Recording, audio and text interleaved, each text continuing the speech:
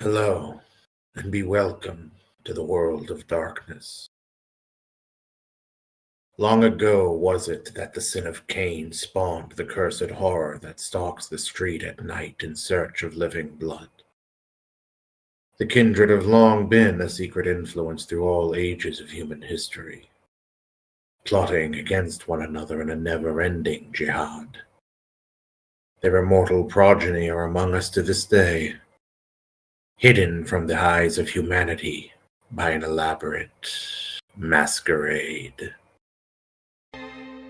As Rebecca is in her haven, freshly dressed for the ball which she and Charnock are to be attending, she's just finishing up her hair and accessories as she hears her man, no, not Charnock, the mortal, the one who works for her, Mr. James Kalana, calling.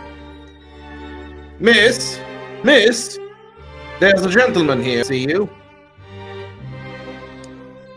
She calls back. Who is it? A Mr. Finch. I'll be right down in a moment. And as she finishes up, makes her way down to meet with Mr. Finch. She finds Mr. Finch, her sire, still at the front door, being held there, though she doubts he would be so if he wished otherwise, by her footman, Mr. Kalana. Holding a wide-brimmed felt hat in one hand, his walking cane is under his left hand as he awaits her coming. Mr. Kalana, attempting polite conversation, doesn't seem to stir Mr. Finch's interest very much, who nods pleasantly but doesn't answer. By the ruddiness of his flesh and the ticks of mortality, she can tell that he has either used the blush of life or fed very recently.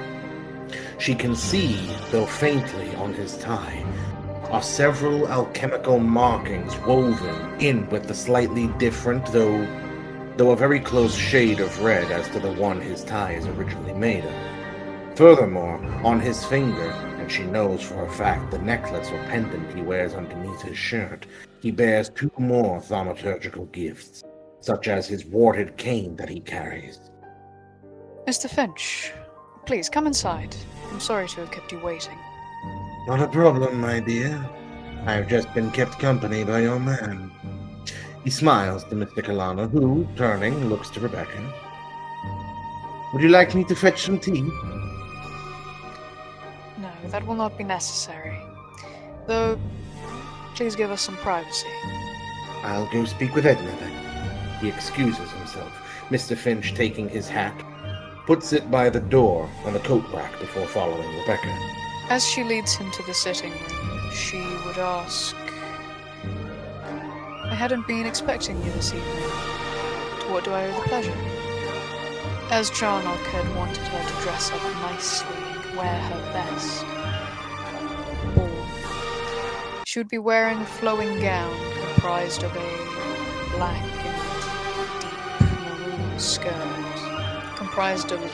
and deep maroon skirt and bodice, the style tastefully echoing the fashion of the prior decade.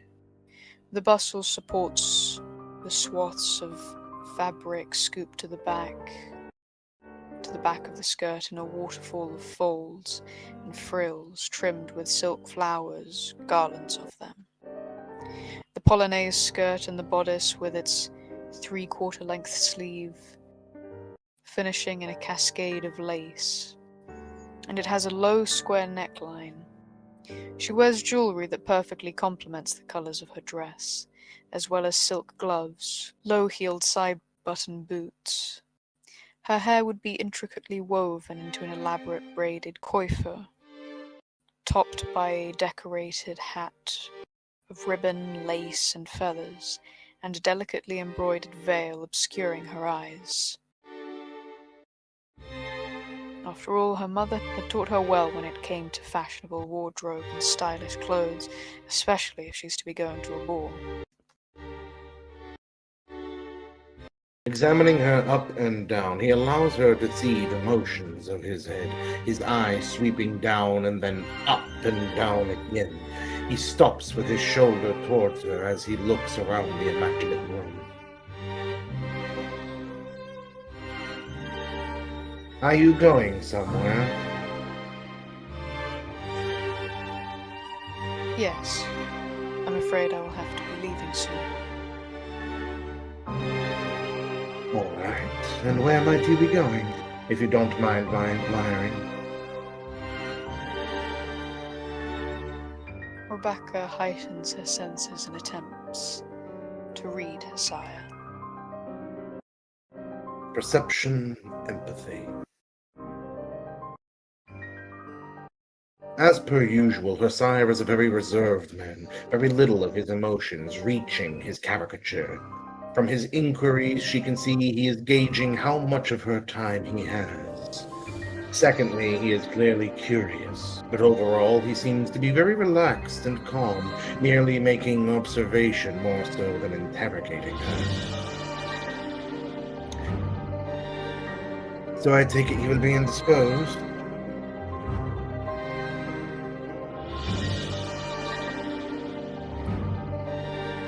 For this evening, yes. I'm due to be attending a ball, where I hope to converse with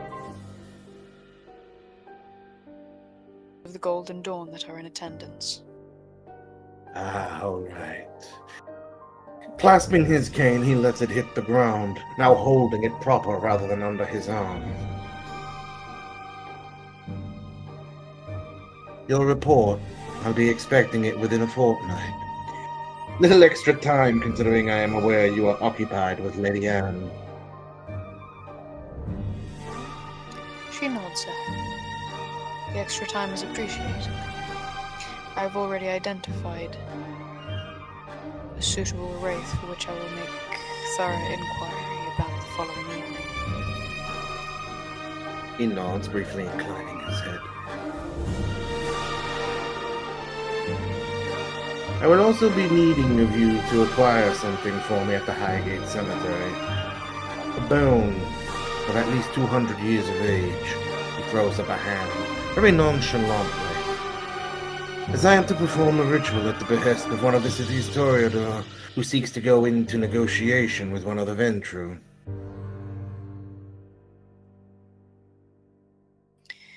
Do you seek a particular bone, or merely one of 200 years of age? One of 200 years will suffice. Preferably something small, but whatever you find will suffice. All right? When would you require this? Within 3 nights, if that is quite all right. He steps towards her. Reaching out, he moves a little bit of her hair to the side as he began to wander. You look lovely. I hope the Golden Dawn will appreciate that, if nothing else.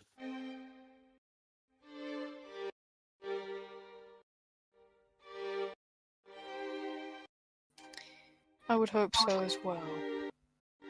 Though I would prefer if they would more so appreciate the beauty of an intellectual mind rather than of appearance.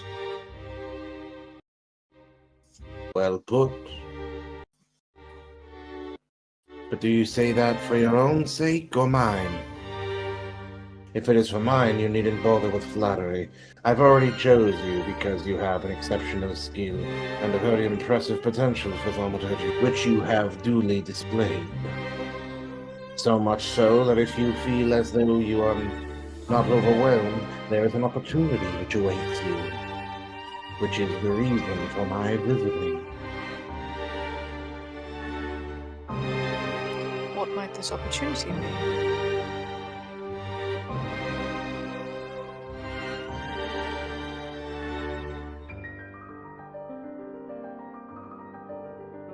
There is a Ventru in the city, one who has his suspicions regarding the Giovanni, spying on his affairs. He might be quite grateful to someone who may be able to confirm or deny, or even help him with such an issue.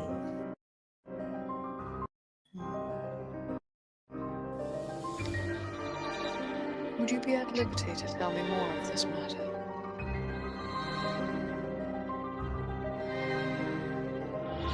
No, I can tell you only that the Ventru in question is of the name Joseph Hawthorne. As I understand, he may soon be departing for America. Nevertheless, Having made an acquaintance of one of the Ventru could be beneficial for us at the time. If nothing else, for good publicity. She nods. I shall look into it.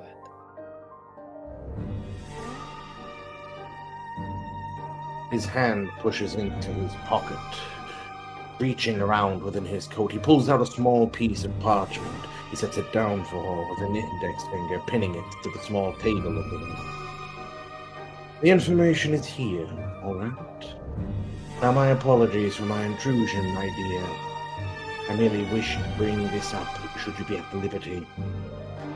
As I understand, you are pulled away from the clan, though you clearly have not forgotten the importance of your obligations to the clan. Might I inquire to how go your studies? You may be brief, if you wish.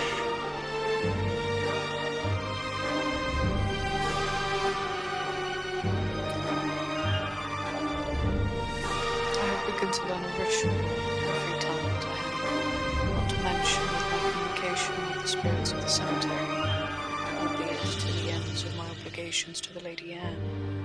I have advanced in the path of spirit manipulation.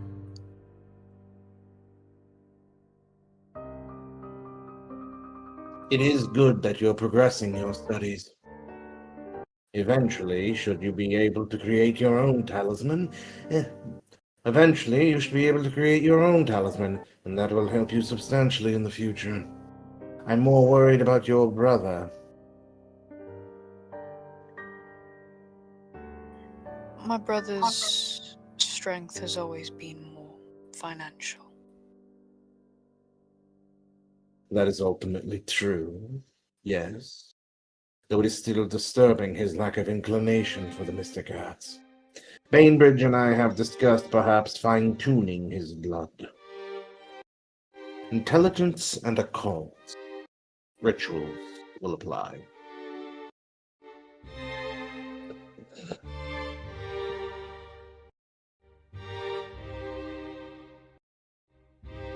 Rebecca is aware of a ritual means by which to help someone become more inclined to thaumaturgy, though the specifics of it escape her at the moment. She has heard, however, it's unpleasant.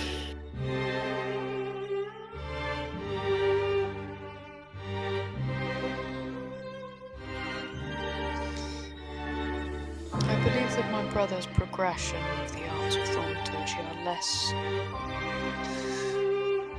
out of a lack of capabilities and perhaps more so a lack of interest or motive. That will be determined after a visit. She nods. He studies her for a moment longer, his hand holding his chin. She even sees him tilt his head from side to side as though he was considering her at length. Perception, empathy.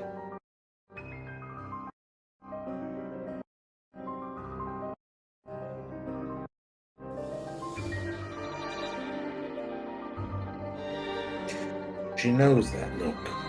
She knows that look very well. It's usually the look he gives her shortly before, frankly, trying to get her to learn something else. It was the same look he gave her before beginning to instruct her in spirit thaumaturgy. After a moment, a long, potent moment, he finally says, "When you're finished with your visits, and only when you're finished, all right, come see me at my haven, once you are done with Lady Anne the Ventru and otherwise. I think it is time I showed you a field of my research I have yet informed you about, which may soon take me away from the British Isles to the southern regions of South America. Not for some time, though. A couple of years, a decade perhaps." He seems to nod slowly, as though confirming both to her and to himself. Yes, that sounds like a good bit of time. With that, he gives her a final look up and down. It'll be far more fetching in burgundy. Perhaps crimson color, to draw attention to your eyes. But mortal company can be very difficult. Give the Golden Dome my regards. It's been a while since I've attended one of their soirees. All right. Good evening, child. Good evening, Mr. Finch. Please, allow me to see you to the door.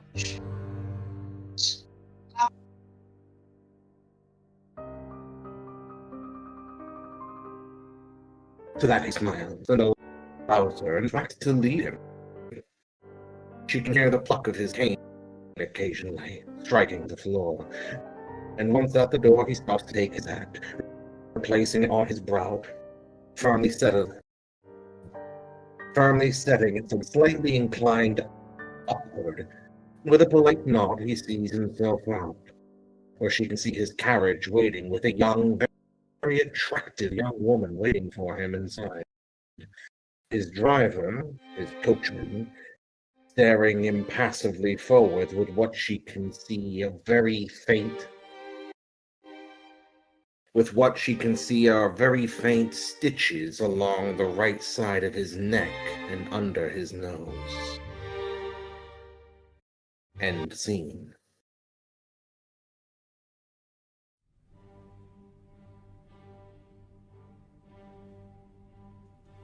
As the horse hooves clatter on the cobbled stones of the street, Rebecca finds herself departing from northern London, out of Highgate and closer to the area of Regent's Park. However, as she moves deeper into the city proper, passing by Portman Square, she finds herself in Mayfair, not too far away actually from Hyde Park, coming up onto a 3-story residence on Collier Street, maybe a block away from Blackburn's Mews. The house before her is brightly illuminated, every window of the house bearing light shone through the curtains. Several carriages are parked on either side of the street, allowing for party-goers attending to make their way to the private residence. Rebecca acknowledges that she recognizes this place. It's one she's been to in the company of her brother, it belonging to none other than their host of the evening, Richard Wiltshire, a gentleman of the Golden Dawn that she is vaguely acquainted with on account of his interests.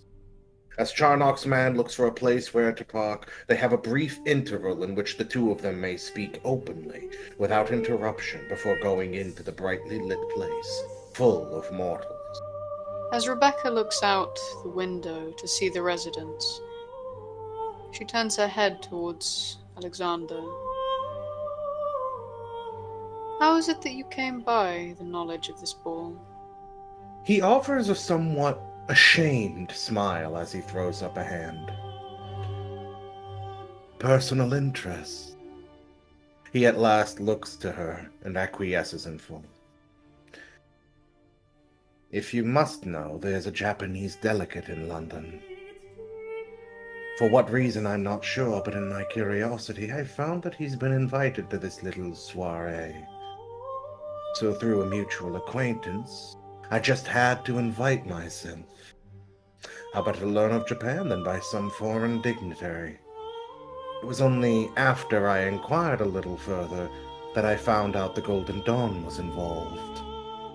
You certainly must tell me what you find so interesting about Japan and the likes of the Orient one of these nights. Well, if we find a private room here during the ball, we should discuss it after I've had a word with the man. Though do stay away from Mr. Goldaming. Oh? How so? He takes a moment to give an exasperated roll of the eyes.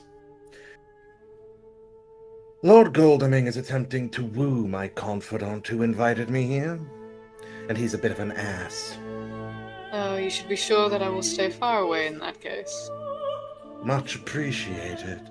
I wouldn't want to have to deal with him again. Last time was painful enough. You are able to recognize, even as you approach, that those attending the ball are not exclusively members of the secret society, but it is being used as a front for them. As the carriage is pulled to a slow through eventual and inevitable stop, the horses snorting and rearing, their back hooves shaking free something which may have gotten caught, Charnock looks to her and smiles, pretty much giving her the look of, shall we? Rebecca gives a slight nod and a smile as she steps out. Departing from the carriage, Charnock holds out his left hand to her, his right holding his cane, which is firmly planted on one of the stones of the street. A couple of young boys go up in the street, one holding a large satchel, the other shoving and pushing at him, while making somewhat inappropriate comments and jest. A couple of young boys doing just what a couple of young boys do, and the way the young boys are friends. An older couple looks at them hauntingly from the steps of their home as they go out for the evening. Across the way, the brightly lit manor in which they will be having the ball, no doubt, a much smaller, more sedate one, considering the size of the estate wouldn't be able to have open guests in the hundreds. That side of the street is quite lax, the last man going in being unaccompanied. Poor form. Rebecca would step down, taking his hand. The moment she descends, he takes her hand, clasping it gently and immediately tucking it under his arm as he takes her across the street. The carriage, getting close, though moving at a very slow, sedated pace, comes to a very sudden halt as it gets near the two of them.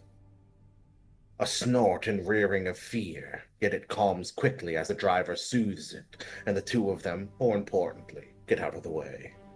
Once they are more poignantly across the street, now at the doors of the lovely manor, they see themselves up the stairs, and once at the top are swiftly greeted by the host, a large, portly gentleman of white hair, his spectacles resting on the brim of his nose, needing to be pushed up. He holds out his hands warmly and widely. "Good evening! Good evening! Good evening, Miss Thorne. It would have been a while since I have seen you at my home. And who is this dashing fellow with you? I must beg your apologies, sir. I am unacquainted." As Rebecca first stopped at the door of the house, she would have employed the blush of life. Out of character, would it be proper etiquette to introduce him and then Charnock, as he is the host? Intelligence etiquette. As Rebecca ponders for a brief moment, taking only long enough to recall her mother's teachings, which she so harshly drilled into her, it would, of course, be wise to curtsy before the host and thank him graciously for his invitation. Even though it isn't technically sent to her, either way it is polite. And then proceed with introducing him and then Charnock. Rebecca would give a polite and courteous smile as she curtsies to their host.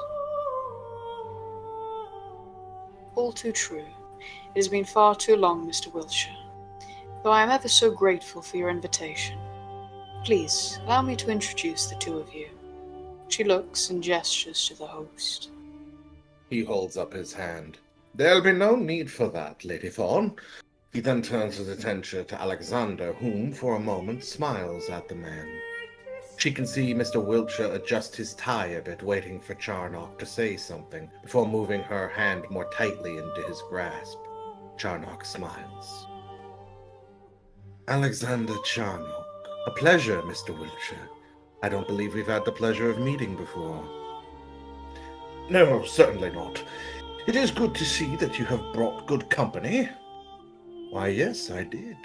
I thank you for your gracious invitation, and more so, thanks to Catherine Hughes for ensuring our invitation. Would be wrong of us to dismiss such a contribution." Wiltshire curls his lip a little bit, but nods, acquiescing. "Have a good evening. The master of ceremonies this evening is Mr. Beck." He points out an older gentleman in spectacles that is on the other side of the room, sipping champagne. "Thank you." And with that, Charnock sees himself in. Wit's empathy. Something was... maybe she said something wrong to upset them. Nevertheless, as you're seen into the room accompanied by Alexander, he gives a sweep of the room. Pausing momentarily, you notice that there is about 24 people, so they are moving between rooms. The bulk of the crowd staying within 2 of the rooms.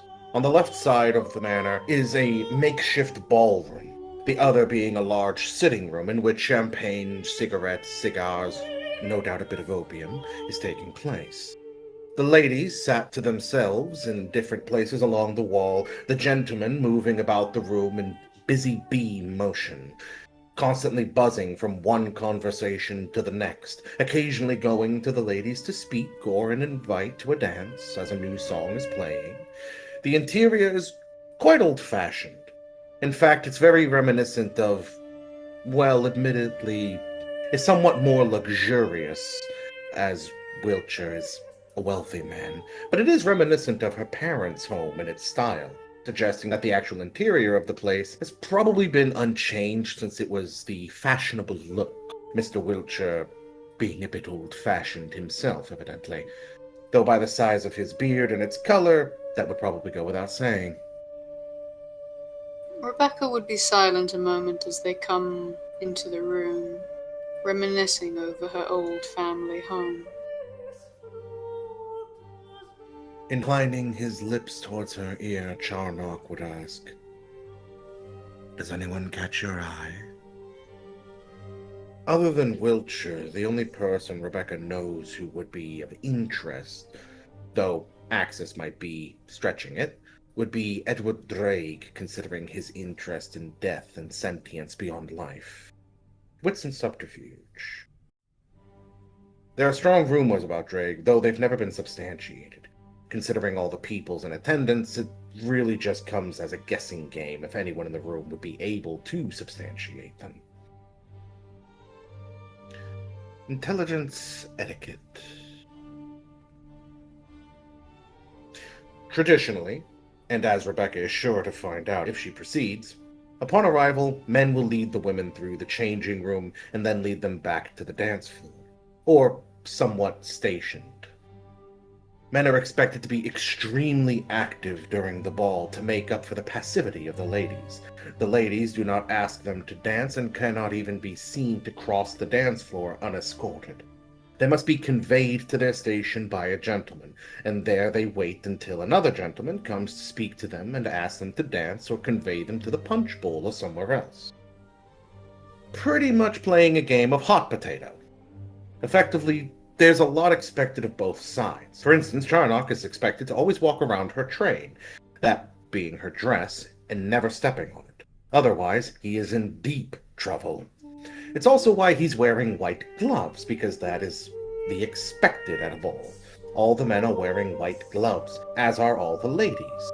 If a man were to invite Rebecca to a dance, then, if she were to refuse him, polite etiquette would say she would not accept another invitation for the same dance. In fact, the Master of Ceremonies is the only person allowed to go up to anybody and make introductions, as well as to ask for whom they are. Rebecca would be taken to the dressing room where she could, only to the access of other ladies, change, put on makeup, or she could just be seen to wherever she wants. Hence Charnock asking if anyone's caught her attention or not, meaning she can say she would like to go over there or over there, and even just say that she needs to talk to some guy because she knows he has his own interests. But clearly he's not spotted them yet. Now, admittedly, Rebecca is allowed to go speak to the gentleman present, having Charnock escort her over, initiate conversation, and then start talking to them.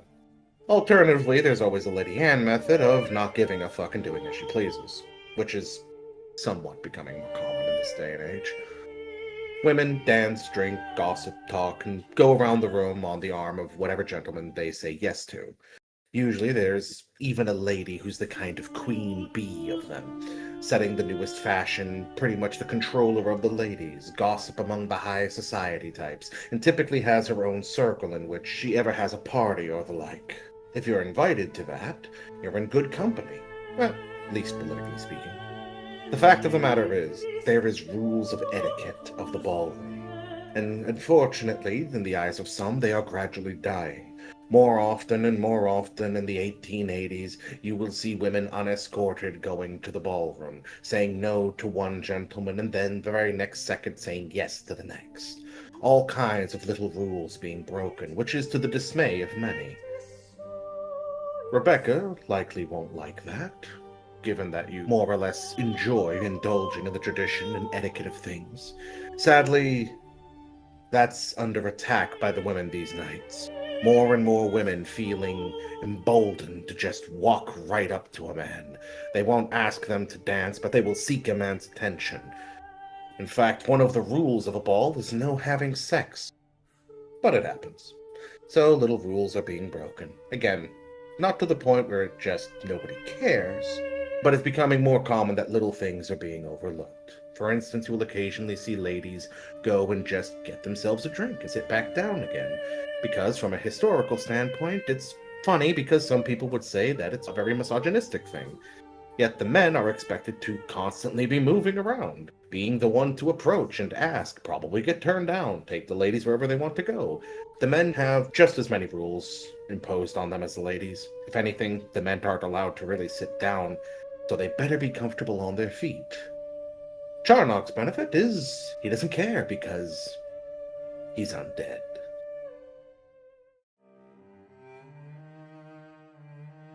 Might you assist me with a matter? He raises his brow. Is this a personal matter or a Tremere? Personal. Then you have my full attention. I should like to speak with Mr. Edward Drake. There have been a couple rumors of him bribing men of the cloth for access to occult tomes and theurgy. I should think that Mr. Joseph Breton. She briefly describes the state of dress of the two men. He might know whether or not these rumors have any substance, as he has an interest in Gnostic interpretations, and a deep fascination with studies into the religious academia and its possible influences. However, I fear I am woefully out of touch at such conventions. He offers a somewhat mischievous smile. So then, shall we find this Mr. What was his name again? Mr. Breton. Yes, quite. With her on his arm, he leads her first to the punch bowl, where he gathers himself a glass filled with wine, and allows her to grab one if she wishes. He does whisper in her ear, however, "It's better to blend in." She does so. And sloshing his drink, he takes a moment to appreciate its smell, before very discreetly leaning over to admire what else is on the table, inclining his body at an angle. She sees that he splashes some onto and over one of the other cups, to make it look like he's already had a bit to drink, before seeing her off. He very quickly isolates and approaches Mr. Breton, whom, smoking his pipe, has taken a moment in the center of the room to look around. As another gentleman begins to approach him, Charnock very bluntly thrusts out his left hand with which he clasps the glass, so to cut off the man, yet appear as though he is in open-armed greeting as he steps into Mr. Breton's line of sight. "Mr. Joseph Breton, please forgive my audacious approach. I heard you are a man that I simply must speak to." Somewhat taken aback, Breton holds his pipe in his hand, considering, before nodding, holding out his hand. "A pleasure, Mr. Charno, Alexander Charno." He shakes his hand firmly, and then gestures to Rebecca. "I believe you are already acquainted with my companion, Rebecca Thorne." Breton studies Rebecca cautiously for a moment before it seems to dawn on him that he does in fact recognize her. "Ah, yes. Rebecca Thorne, the sister of Edmund. Haven't seen the man for a while. Is he well?" Rebecca would hold out her hand, palm facing downward for him to take, and when he does so, she gives a brief curtsy before she replies, "Yes, my brother, Mr. Thorne, is preoccupied by much business as of late, but he is well." Mr. Breton, kissing the back of her hand, releases it, looking up at her and then to Charnock with a wistful sigh. "Very sad to hear that. I do hope to see him again. Are you two enjoying yourselves this evening?"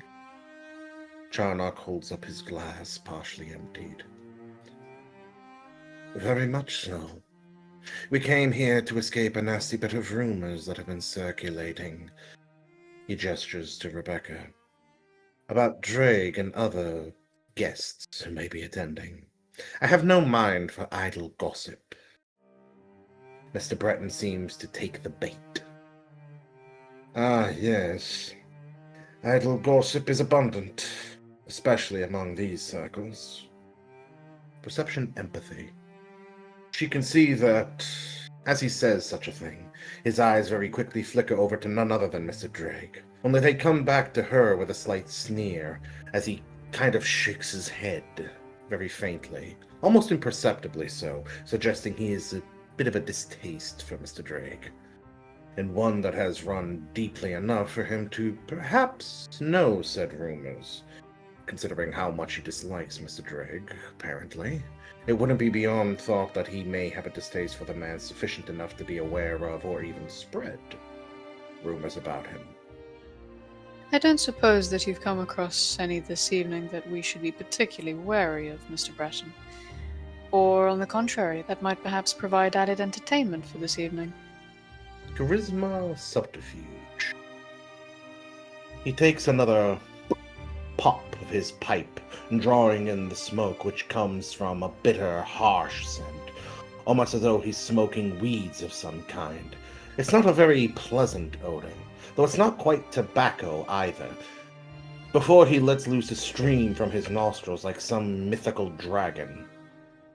Well, you've probably heard of the rumors regarding Mr. Drake. Something best to be avoided, all that nonsense. The only rumors I know for certain with that man is his interests are not in the supernatural or metaphysical, purely in the realm of the mundane. Inclining, Alexander swishes his beverage a bit. Realm of the mundane? Then shouldn't he not be studying among such educated fellows as your order? One would presume. And I was told that Mr. Drake was of fine repute, if having some odd hobbies. Breton at that shakes his head. A gentleman, maybe. A capable scholar, certainly. But studier, only for the mundane. If you must truly know Mr. Charnock, so that you don't get involved with the wrong sort. And he gestures to Rebecca. So your brother isn't wrapped up into this affair. Mr. Drake has been given some unfortunate news regarding his health. Thus his studies are purely motivated by a means of circumventing his inevitably poor health. Not befit a man of such parapsychological study. That sounds all rather dreadful. Precisely my thinking. I believe if you're going to be a man of parapsychological studies, that you should be a man of asking greater questions. It is the supernatural precisely because it transcends the mundane. To be trapped in the natural means you've limited your own faculties. It's very distressing to see the Order allow such men. Charnock inclines his head. It's just as you say.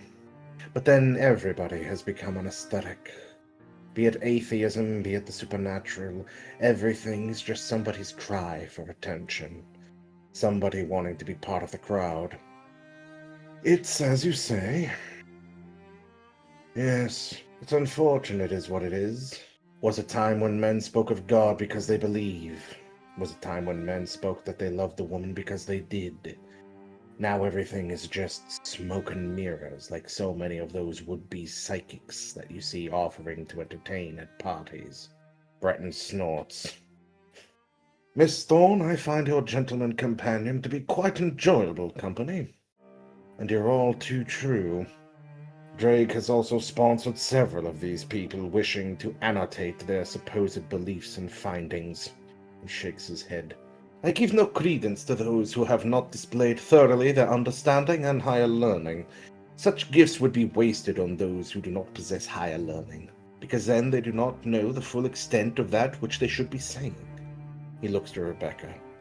Miss Thorne, despite her disabilities, is a woman of learning, with the benefit of gifts.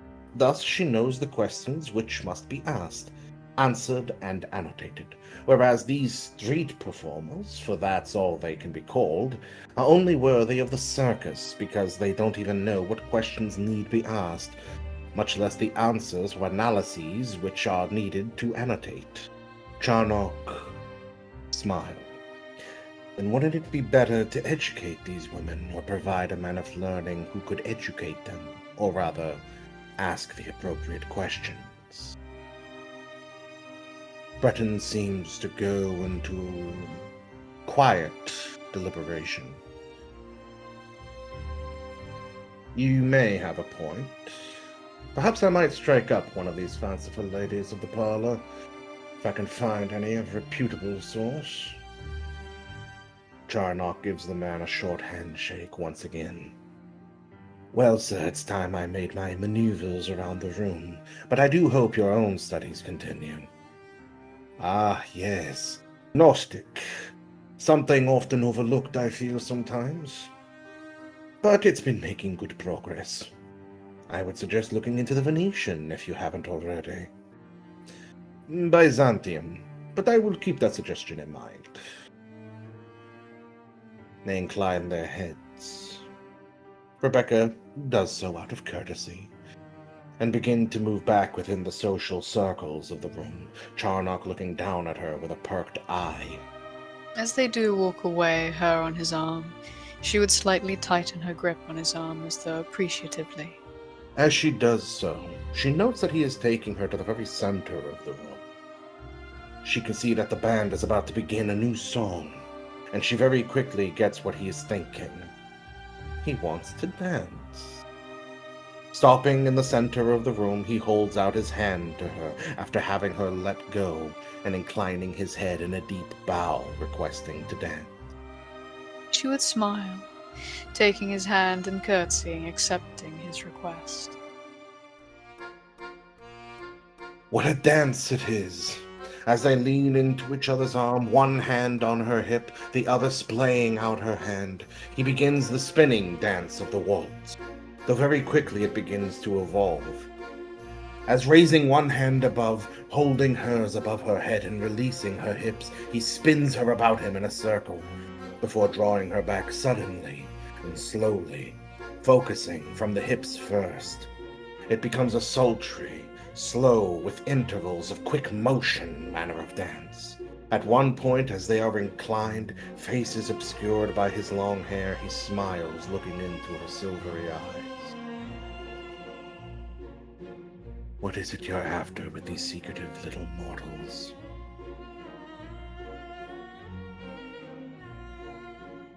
Before she can answer, he thrusts her backward, spinning her around and drawing her forwards again as he moves her arm across his chest and steps back from the way she came, before bringing her once again in a spin back into his arms, faces meeting. A Book of the Dead. Wiltshire has access. Drake would be interested. Inclining his head towards her, he smiled.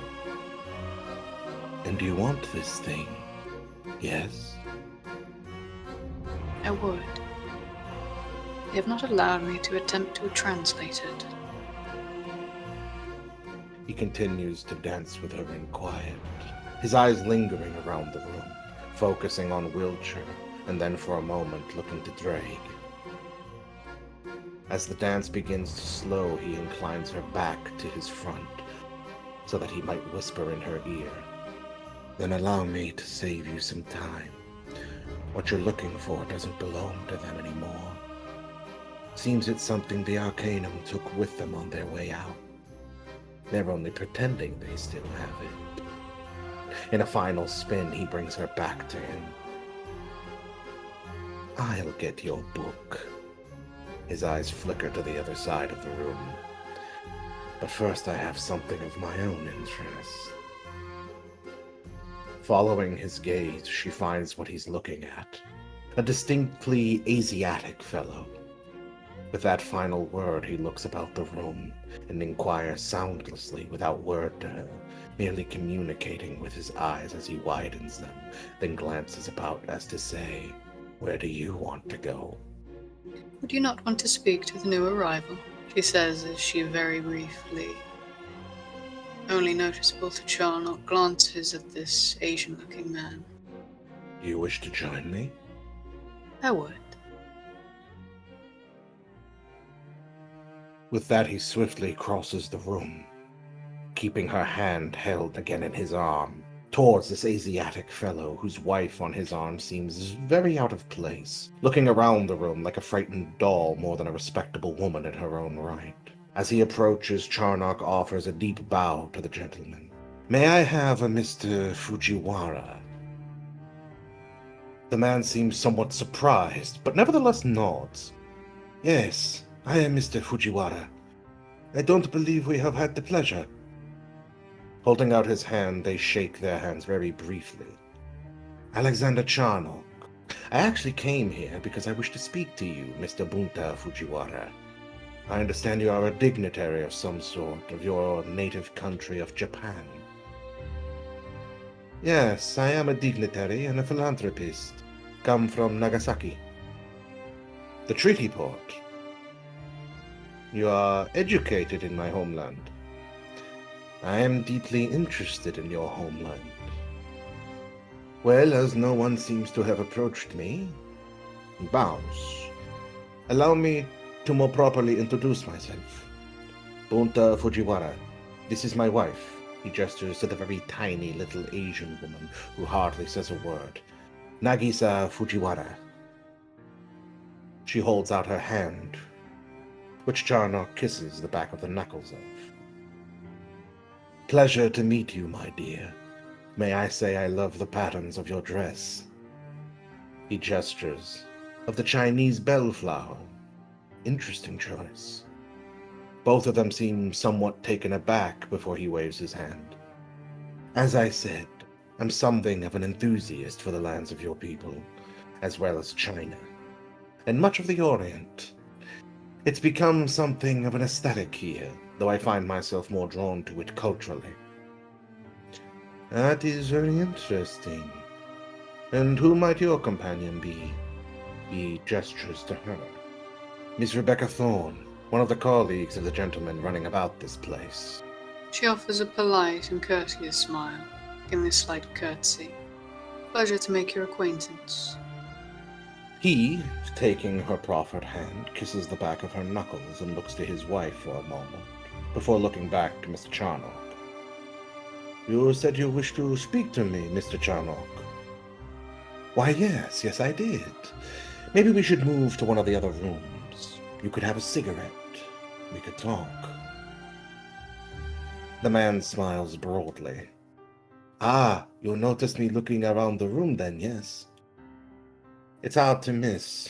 I recognize the twitchy fingers and slight stain under your fingernails, suggesting you prefer Western tobacco." Bunta looks to his nails, then back to Charnock, somewhat distressed that it's so evident. His wife seems to smile a little bit. "You are a very observant man, Mr. Charnock, but I appreciate your attention. Yes, let us find a place to sit and smoke and talk. At least, maybe somewhat in that order. Shall we?" "Oh." He leans over, putting down his glass and grabbing a full one. The very full one that he left behind, and handing it off to his wife. "For you, my dear." Looking to her husband, he nods, and she takes the glass, muttering a very quiet word that you can't quite understand, some Japanese gibberish. "Arigato." Perception etiquette. Natural linguist will apply. From context, you can gather that it means thank you, and with that, they quickly see themselves to the sitting room where, sat in a couple of seats across from one another, you and Charnock, Bunta and Nagisa, Bunta very quickly lighting a cigarette, which Charnock doesn't seem inclined for some mysterious reason to accept one, waving it away, instead making a passing joke. Very soon the two of them begin to converse. "So what is it you wish to speak to me of, Mr. Charnock?" "Well, I was actually hoping to inquire about the state of your country at the moment. The last I heard anything was about some business which happened in 77. "Ah, the Saigo rebellion. Seems you are very much out of touch with what has been going on then, I am happy to help." "Yes, by all means. I have been hearing and seeing a great deal of change from Japan, particularly in the way many of your goods are coming into England." That is true. We have been modernizing parts of our country. Our government is even considering drawing up a constitution. It is, how is it? The idea of a political party that does not govern, but whose function is to compete in opposition to those in power does not come easily to some Japanese. Advocates, however, are successfully arguing that modernization demands the institution of a two-party government. As it is, 7 years ago, the Emperor announced the National Representative Assembly will be inaugurated in the coming year, in 1890. Delegates have been sent abroad to study other nations' constitutions. Charnock seems to absorb this information with a fervor. They go into economy, and how that's been changing, as well as some of the new institutions beginning to crop up, such as railroads, banks, industries, particularly growing rapidly in Nagasaki. A few more economic speaking points, such as exports being rapidly increased with that of finished goods, but imports of raw materials also on the rise. All in all, it's not the most stimulating conversation for your behalf. They do very briefly touch on matters of religion, seeing that Nagasaki might become the home of Christianity in Japan, should it be allowed. As he brings up Christianity, naturally Charnock asks if he is Christian, to which the man says yes, he is Roman Catholic. However, the legislation of Christianity has yet to be passed, although it is present in Japan already. Again, they do discuss it briefly, where it was actually introduced in Japan in Nagasaki back in 1602 by Augustinian missionaries. Where, might I ask, in Japan is traditional Japanese religion and spiritualism more present? At that, he gives a moment's pause, pulling the cigarette away from his lips. That would be Ehime, or Kyoto. Anywhere in and around the imperial city of Oyodo or Osaka, Kyoto. That is where Shinto is more prominent. Though Christianity has reached those shores, but the further north or more rural areas are still heavily dominated by the Shinto. Christianity has had an interesting effect where it has been incorporated. Yet there are still many practicing Roman Catholics in Japan who still have Japanese traditions incorporated into the faith, especially when doing prayer. If I'm not disrupting the conversation, might you briefly explain what Shinto might be? Shintoism is... He puts a hand over his heart. May her soul rest in peace. My mother and father's faith before reaching myself. Shintoism is a belief that everything possesses a spiritual essence. That energy called kami, from the mountains to the rivers, even to the concepts such as family and respect. The importance of purity, harmony, and respect for nature, family, and subordination of individual to group is very prevalent in Shintoism. Humans are thought to be fundamentally good and evil, believed to be caused by disruptive evil spirits. There are not a single god in Shinto. There is many gods, the kami as they are. Furthermore, the soul is believed to originate in the spirit world of the kami, then going into man when man is born. These natural forces which we know are believed to, by Shintoism, to be influenced by prayer and purification. I am not so familiar with all the details of Shintoism. My wife knows more, though she is also Roman Catholic. But I can explain what I know. That is quite all right. I do find it all quite fascinating, if you don't mind me making further inquiry. When you mentioned the kami as multiple gods, if I'm not mistaken, are they... Well, would you consider them as good, neutral, or evil, as you mentioned spirits? Yes, they exist for every living thing in nature. Tree, box, flowers, animals, even sounds contain kami. And you say these exist on a different Plain. Taking a quick puff of his cigarette, he inclines his head, nodding. Yes, a spiritual world, as it were. The world of the kami. Something that can only be visited by man if man is sufficiently spiritual. A dedicated Shinto with great enlightenment, Charnock provides. Yes, enlightenment. That is correct, yes? Yes, you've got it, my friend. Fascinating. Does Shintoism have a Bible? Yes, it has the Kojiki and the Chronicles of Japan, though it is referred to in native language as Nihonji. Could we acquire one such book from your native country? Maybe you could have one sent? Yes, I think that would be arrangeable. Do you have an address? Someplace we could meet again? By all means, I'm sure we can arrange such. There's a wonderful inn on Hampstead called the Spaniards Inn. Little of our culture in exchange for a little of yours. Smiling, Bunta inclines his head. You are a good friend, Mr. Charnock. I think I will enjoy talking to you. You think you will? Sir, I'd have expected us to have already enjoyed each other's company. Bunta laughs, but then quiets himself, as many in the room look at him. It's bad manners on a ball to laugh and to be loud. His wife gives him a disapproving look, and he holds out a hand. I apologize. Perfectly fine. The conversation continues in admittedly more secular subjects, but then, knowing Charnock, as he's been gathering information on the periphery now, he begins digging into the culture.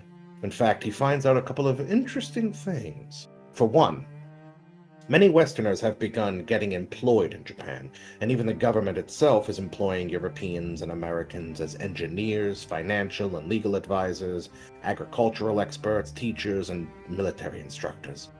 And in fact, the battle is brought up between some of the last samurai class, apparently according to what Mr. Fujiwara has to say, that one of the American instructors for the military was taken prisoner and even became an honorary samurai, fighting with them in the last battle and was gunned down by the new Imperial Army.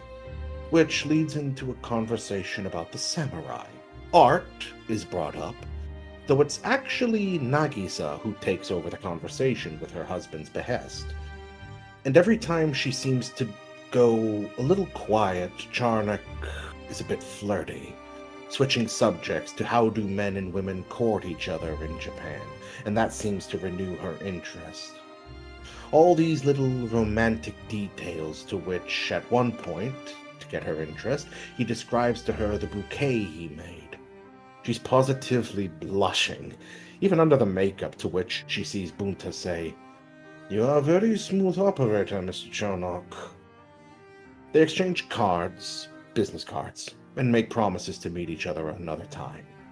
With that, back to the circulation of the ball. And at one point they find themselves in a private room on the balcony, looking out over the streets of London, plumes of industrial smog in the distance, the gaslight lamps of London beneath them, and the clack of horse hooves and people going about their nightly lives growing fainter and fainter as shadows dominate the streets. Withdrawing back into the room, one of the gentlemen of the evening, a young man whom she recognizes as Harris, has come into the room, inquiring if he's familiar with her, because he seems distinctly to remember her.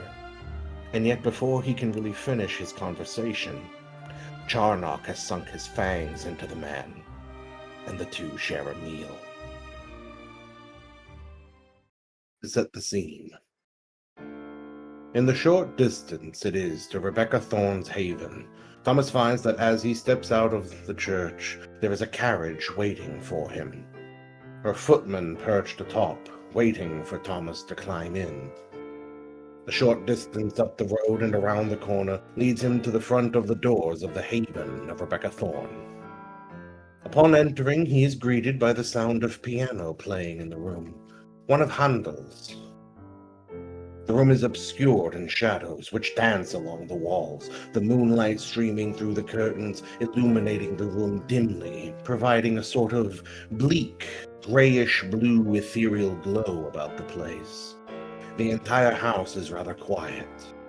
His footsteps seem to echo through the halls, which are clean, the fresh air rushing in his nostrils as he breathes. The footman escorting him into the room where Rebecca waits, announcing his presence. "Miss Thorne, Father O'Connell is here." Without pausing in her playing, she simply looks over to Mr. Kalana and gives him a nod of the head, suggesting he can leave now. Bowing deeply, he steps back and then turns to depart the room, leaving the two of them, in order to speak in privacy. Waiting for a moment, Mr. O'Connell clears his throat. I presume you sent for me for a reason. Could have waited for my reports tomorrow with your brother. But something tells me you have other motives. Yes, Mr. O'Connell. I do have a reason for sending for you. First, though, tell me, how was your night? Mr. O'Connell thinks back before saying quickly, dismissively, "It is quite well, miss." And how was your little foray into the cemetery, and the particular mausoleum? Eventful, I hear. His cheeks would turn a light strawberry as he pulls the sides of his coat close, feeling caught almost. Clearing his throat, he would say, "Ah, you've heard of that." She stops in her playing and looks to Mr. O'Connell. Mr. O'Connell, if it regards the cemetery, there is little I do not hear about. She then stands, making her way to one of the sofas before the fireplace, and gestures for him to sit as well across from her.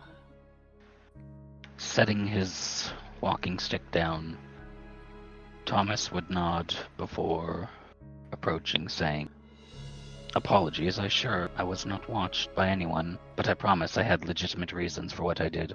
I do not judge, Mr. O'Connell. I'm simply curious.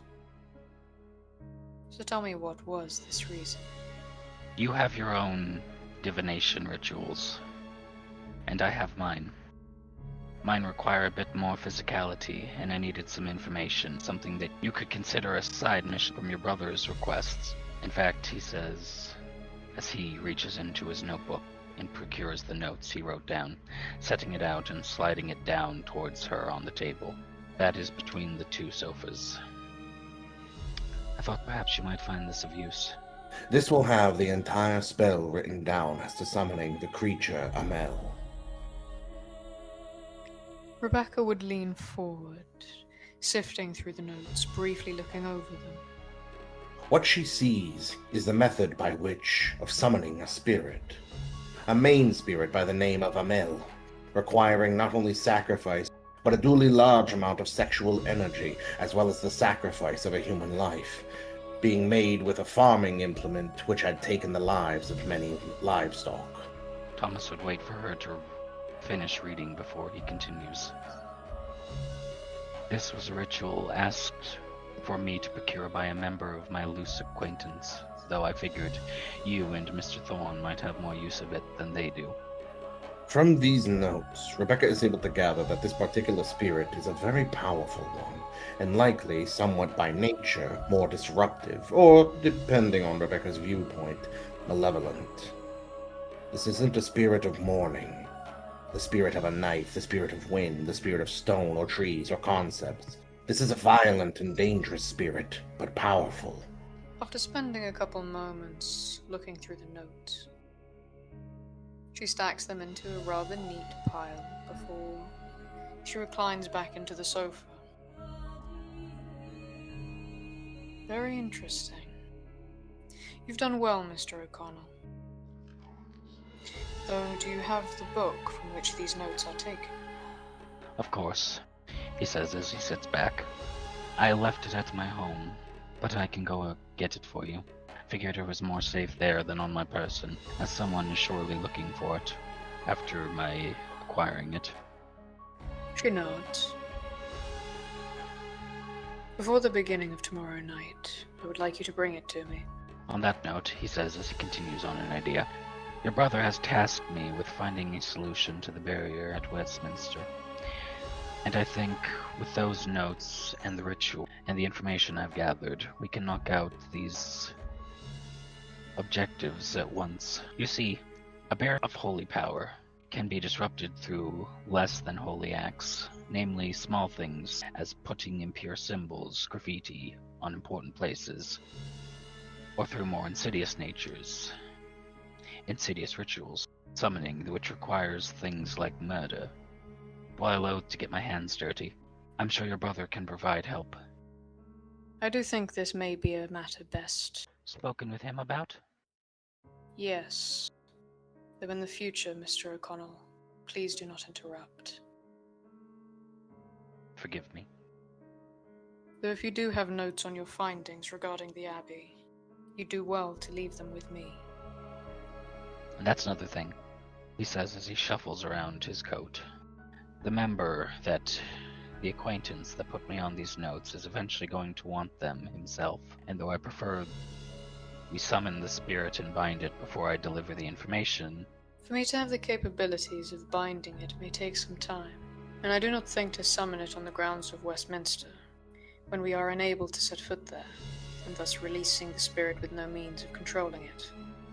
There might be ways of getting you onto Westminster, and controlling it is a simple enough magic. I might be able to instruct you on how to do it. Tell me, Mr. O'Connell. I understand that you have some manner of mortal noumena that allows you to summon and control spirits. Tell me of its extent, and where you learned it. I learned it. It's more of a gift I was born with, but I'm sure that one such as yourself is equally gifted in other regards. Where I learned to harness the ability comes from the Society of the Moon. The Order of the Weeping Moon, I'm aware. Thomas gives a nod. Do many of its members practice this sort of magic? Yes, well, some aren't as gifted with the abilities and talents with spirits. But yes, there are many practitioners, far outclassing my own. But few, I would say, in the city, save for the higher-ups. And how many would you say are present in London? Thomas gives a rough estimate. I'd say about 10. At least a dozen, maybe less. Again, it's not a large society, but I'm sure that you understand this information. I would prefer to be kept with us. At least my name kept out of it. I hardly think my brother has a mind for the occult. But what other things are members of this society capable of? Well, from what I've seen, they are able to call upon and command spirits. Not of the dead, he would say as he thinks of the word. More of the supernatural, more of elements, objects around us, and able to gain information from those spirits. I am but a young mage, or horned owl, if you would. So, I still have much to learn about the society, though I understand that the elders are quite skilled with spirits and summoning. Are they able to passively see the likes of spirits and ghosts? No, I don't believe they've been able to communicate with spirits of the dead themselves. At least, not to my knowledge, nor are they able to perceive them. Though I'm sure, he lets out a sigh. I'm sure with all the information that gathered in their texts, they know of the spirits. Are any of their powers or abilities so advanced that they are able to cast any manner of ward or protection on their libraries? I have not seen or felt any protective wards on their premises, but I cannot be sure. As for your existence, I do not believe they know of any vampires of the sort. Anything beyond supernatural of their own understanding. As it were, I was doing my own research, and I did not find any information on vampires, or anything particular of the supernatural beyond the spirits they are able to summon. And what are the tenets of their order? What do they believe? Their tenets, their belief, is that Luna, which is the god, will descend to the earth and wash away the flawed aspects of creation, and usher in a new era, a new earth. Society keeps a low profile. It's mostly made out of the wealthier individuals of society, and there is a strong fraternal order among the members. We respect each other and try to be kind. Do you have, or would you be able to obtain any form of text which may provide more in-depth information on the Order's beliefs? Yes, I believe I myself could probably just jot down the Order's information gathered through the manuals that they called the Yellow Truths, though I cannot bring you a physical copy as of yet. I'm still young in the organization. She nods. You referred to yourself before as a horned owl. Yes, it's a rank and position given to the members who are gifted in magic of summoning. What other positions are there? Well, beyond the horned owl, I'm also a vestal. That is, I believe, the basic rank that everyone in the Order has when you first join. Then you have the leader, which is the revealer of mysteries. I believe he is the highest rank in our society, at least that is currently in London. I'm sure there might be higher than him. You're referring to Mr. Tobias Lane? Ah, you've heard of him. Thomas nods. But briefly. Only good things, I hope. Though my loyalty is not exactly fully to the Order. What are your thoughts on the Order? They are a bit excessive, but otherwise based around the acclamation and spreading of information. I do not believe they hold anything back from newer members, at least when it comes to the magical knowledge. I think that's what originally drew me to them. Thomas holds out his hand for his notebook. I believe something came to me, if you would not mind. Rebecca closes the notebook, having been flipping through it, and hands it back to him. After about 5 minutes, give or take, he would hand it back. She would read what he's written. The path of the moons. We gather from the moon's lucent bounty. A host of harvested boons. The absent moon offers wisdom and insight, both forgotten and unknown. The horned moon offers those spirit ways and the paths of aberration. The balanced moon offers judgment and the triumph of intellect over emotion. The nascent moon offers silver-tongued grace, and the harvest moon offers strength and prowess. These we pledge to use for the betterment of man. These we pledge to use against those who occlude our goals. These we pledge to use as the stars hang low in the sky, and the coarse howls of devils are heard from the hills. A brotherhood we are, for only by standing united against our opposition can we hope to attain prominence. Ezekiel's chapter from the Yellow Truths. You told me about, as it says here, the spirit ways. What of these other supposed parts? Thomas, taking a piece of paper, writes down the information, then passes it on to her. Rebecca takes this and then reads it. The Goddard Rubric. Supposedly translated from a sheath of ancient scrolls by Aloysius Goddard in the AD 1796. This book describes an ancient sect devoted to shepherding the children of Seth through a series of calamities brought about by the monsters that secretly prey on humanity. The rubric is popular with the idealistic weeping moons who truly believe in the necessity of shaping the world to their purposes. The Trismegistus. This is a magician's work.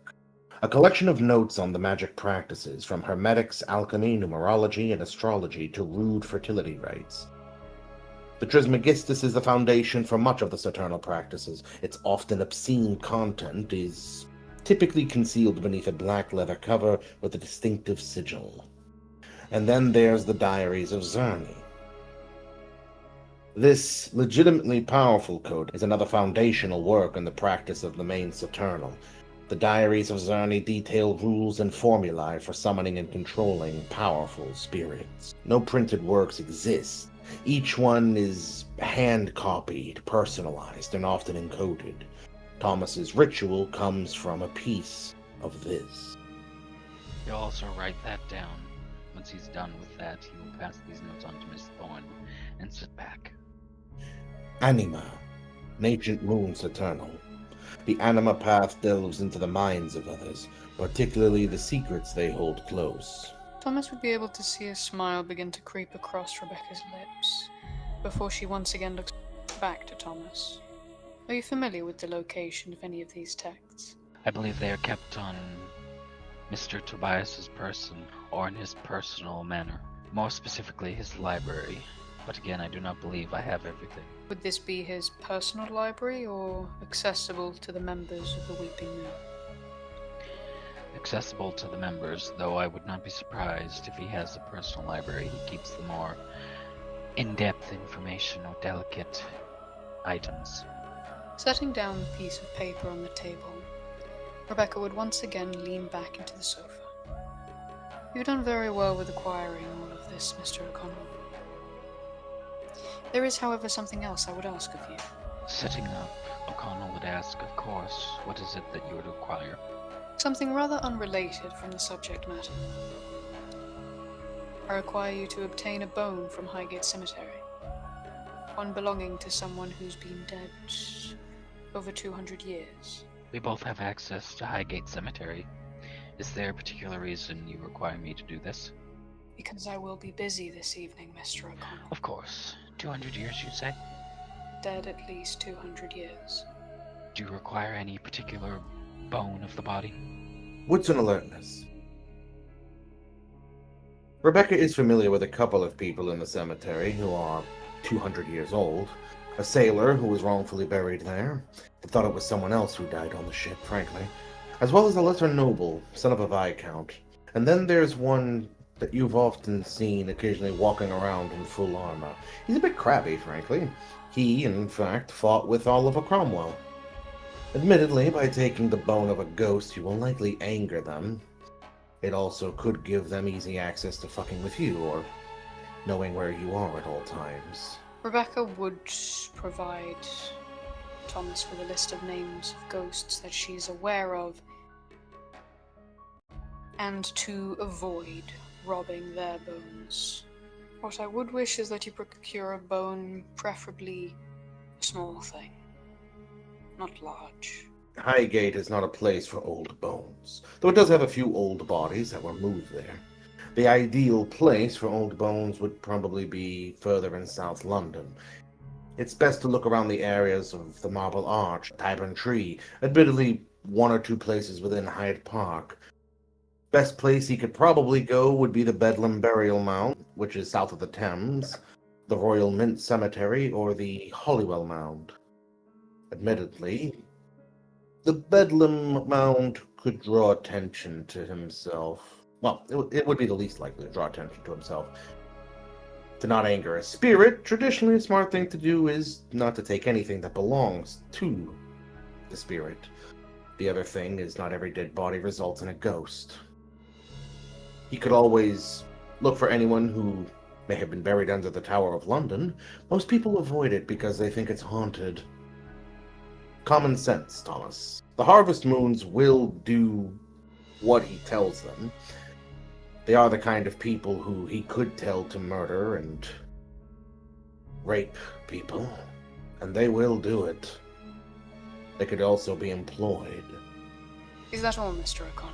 Thomas would arch his brow. If that's all you require and that is all you sent me for, then yes. He bows his head. Rebecca would then nod. And have a good evening, Mr. O'Connell. Reaching over and grabbing his stick, Mr. O'Connell would stand up. Inclining his head deeply, he would say, "You too, Miss Thorne." She would pick up one of the papers to have a read over it again. And as he's getting up, she would remind him not to forget to have brought that book here by tomorrow night. And with that, end scene.